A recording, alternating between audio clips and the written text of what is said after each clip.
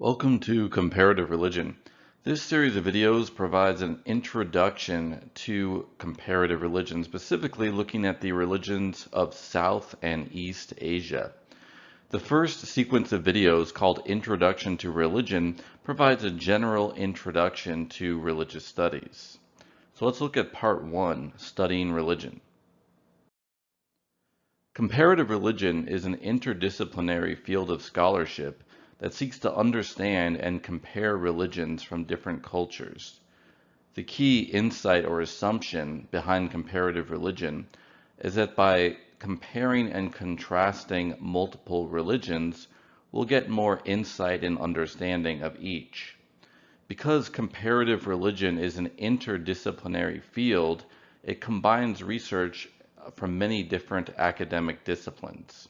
So some examples are on the slide: anthropology, archaeology, area studies such as Asian studies, history, philosophy, psychology, sociology. You can study religion using the methods of each of those academic disciplines, and so that's why comparative religion draws upon all of them. Other academic disciplines that are useful for comparative religion include art history and economic history. So to begin with, it's worth asking the question, why study religion? What's the point? What can we hope to get out of it? You might think that there's not much point for studying religion, and this could be true regardless of whether you yourself are religious or not. If you are religious, you may already think you know all the answers to what religion is about, so there's no point in studying other religions that you regard as false.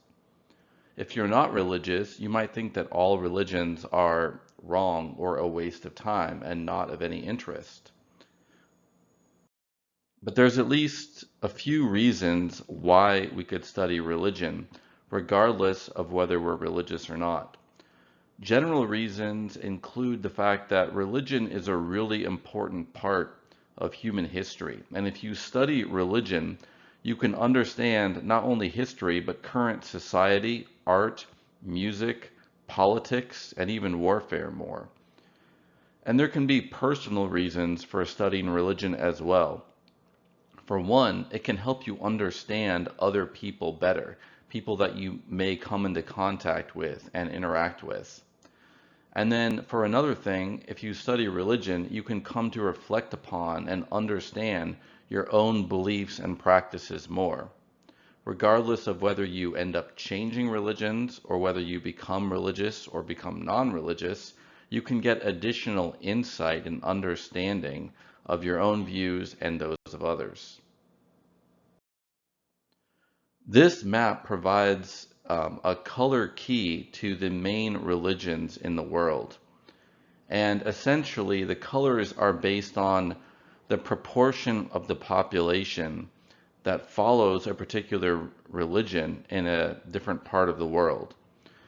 The religions are divided into several main types. So green represents Islam, red represents Catholic Christianity, blue represents Protestant Christianity, purple represents Orthodox Christianity, brown represents Hinduism, and yellow represents Buddhism.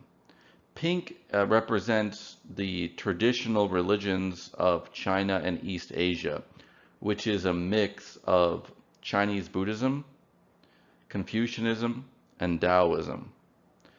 And also the depth of the shade indicates the percentage that follow that religion in that area. So the darker the green, the higher the percentage of the population are Muslim, for example.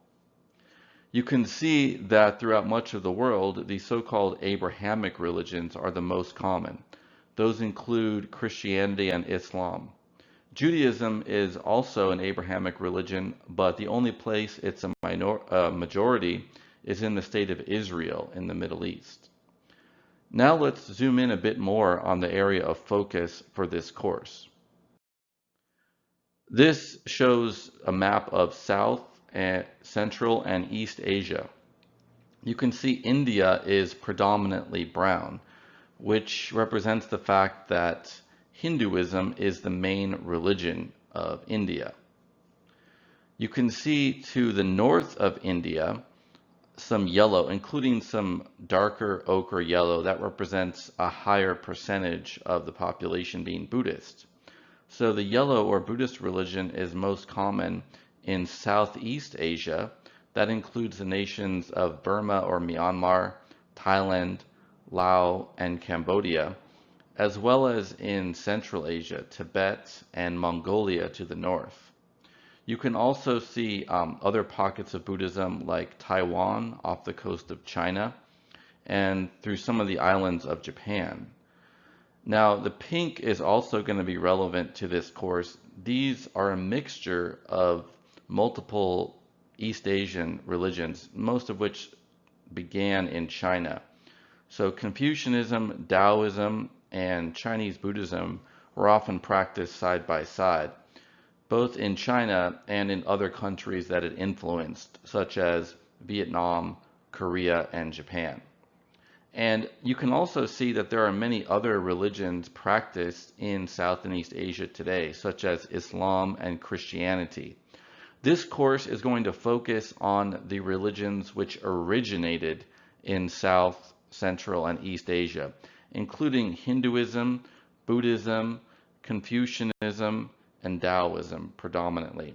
We'll also have a series of videos on Shinto and other aspects of traditional Japanese religion.